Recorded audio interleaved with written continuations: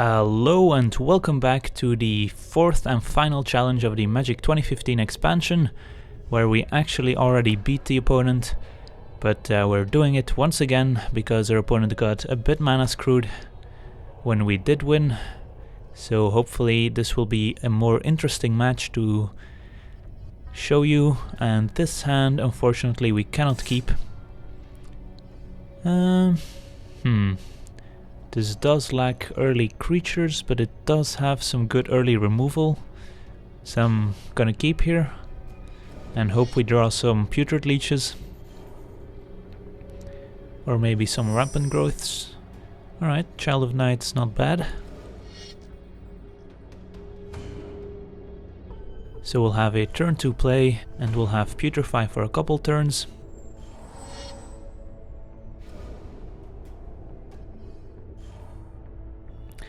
As you can see here, our opponent's playing an artifact deck featuring artifact lands like Ancient Den that counts as artifacts but produces mana like any other regular land. And here's an Asper Stormblade, gets +1/+1 and flying if he controls another multicolored permanent. But for now we can just play our Child of Night, and if our opponent decides to attack, we can offer the trade.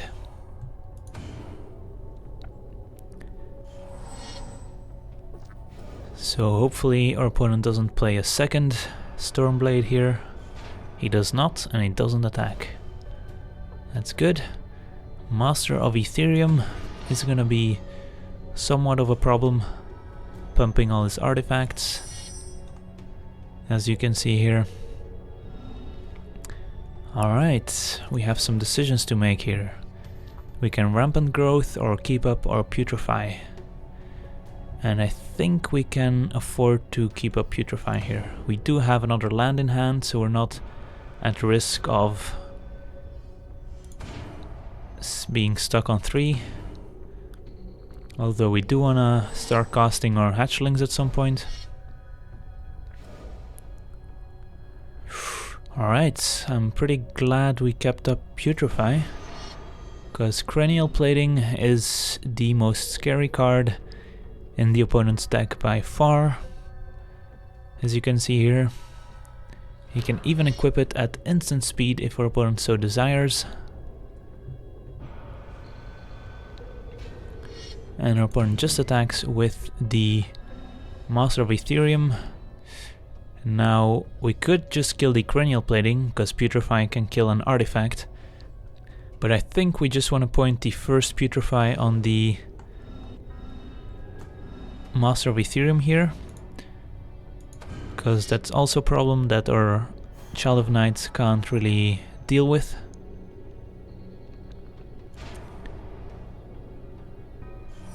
Okay, and there's a Spirit Monger, which is an awesome blocker. Can regenerate for a single black. And let's see, we could cast Putrefy on the Cranial Plating, or we can Rampant Growth here.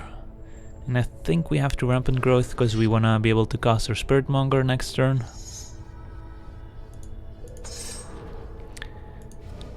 And we can just keep our Child of Night on defense.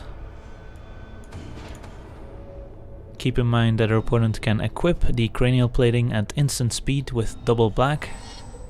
So if he ever gets more attackers than we have blockers, he can make sure that he gets in a hit with the Cranial Plating.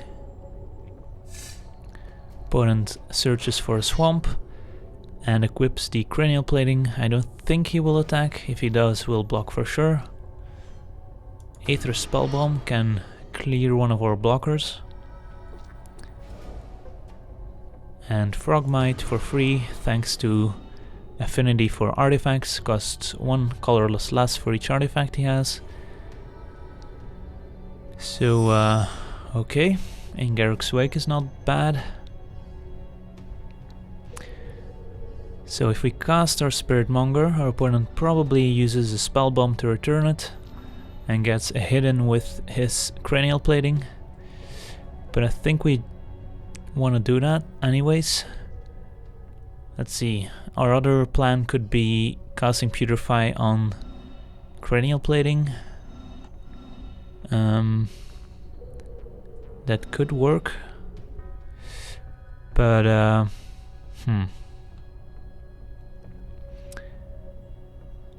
let's see, if we hit a land drop next turn, we will probably just cast a Dark Hatchling. So I'm not too afraid of the Cranial Plating, given that we're at 20 life. So I'm okay with running out the Spiritmonger and forcing the opponent to use the Aether Spellbomb. Although I don't think we will actually block with the Spiritmonger, because we don't have the regeneration up at this point, and we certainly don't want to lose him. And our opponent can equip at instant speed, remember? So it's interesting that he didn't attack here. I would think that he just attacks with both. We don't block with Spiritmonger, offer the trade with Child of Night. Ooh, but Oblivion Ring, getting rid of Spiritmonger's pretty bad for us. I still think our opponent should have attacked then, but alright, guess we'll have our 6th land next turn, so we can just keep up Putrefy for Cranial Plating. Still not interested in attacking, so we'll just say go. Opponent probably gonna use a Spellbomb on a Child of Night. But I'm glad we still have this Putrefy. Not sure why our opponent's equipping the other Frogmite. There's a Mirror Forcer also with affinity. Alright, so our opponent just wants to confuse us with the instant speed equip maybe. Yeah, we're blocking the Stormblade. If our opponent goes ahead and equips, then we can just kill the equipment. If we can target it. There we go. Alright. So this Dark Hatchling should be good to stabilize us. And our opponent probably won't wanna return that one. We also still have a second one. So the game's looking alright now. As long as our opponent doesn't hit a second Cranial Plating or has a way to return it.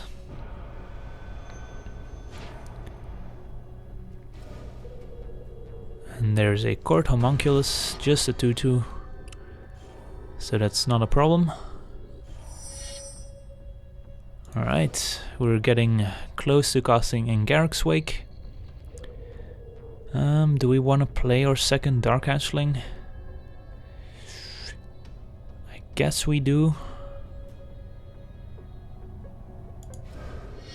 And if our opponent plays something big, we can always cast in Garruk's Wake, hopefully. Let's actually kill the Court Homunculus, since if our opponent can return a Frogmite, they can play them for free, while if they want to play the Homunculus, they at least have to spend 1 white mana. Yeah, I'm okay with attacking, now that we do have a blocker, and we also want to kill our opponent at some point. Alright, what do you have, opponent? No attacks, and another Spellbomb. Our opponent could also just cycle these to draw a card. Alright, there's our land for in Garruk's Wake. But I don't think I will cast it now. Let's attack and see what our opponent does. We're not at risk of dying with 1 Cranial Plating hit, because we're at 20. So it's okay that we don't have any blockers left.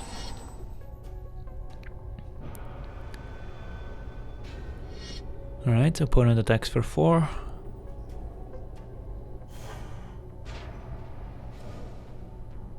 and plays another Homunculus. It's also much better that we attack and force our opponent to use the spell bombs rather than keeping them on defense and then having them bounce, because at least if we attack and he bounces, we can recast them in our second main phase. And here we actually do have enough mana to both cast Dragmangler and possibly return a Dark Hatchling. So that's what we'll do here. Continue. And attack. Let's see, 6, 7, 8, 9, 10, 11, 12.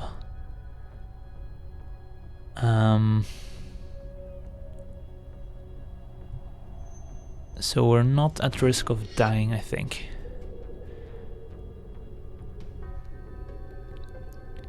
Alright, opponent does return the Dragmangler instead. Seems like a smart choice. And we have another... Okay. He doesn't want a Dragmangler on the table.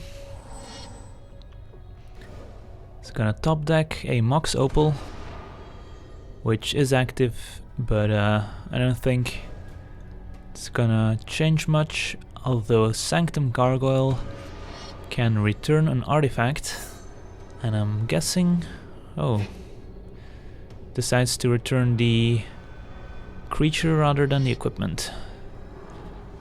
I guess because he's dead next turn. So the Enforcer, he has a blocker for our flyer and would actually be able to kill us next turn, but we have in Garruk's Wake. So that should be enough to just win here.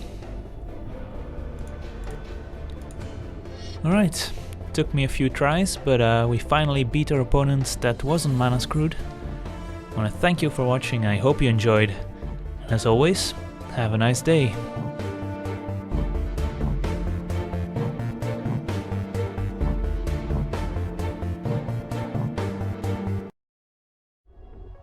We have to block the 2-power creatures here.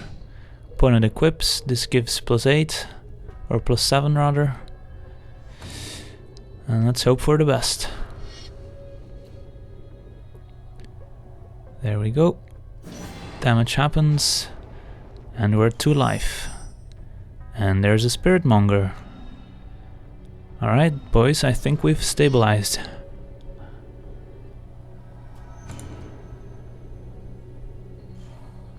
We have a regenerating blocker that can become any color we want.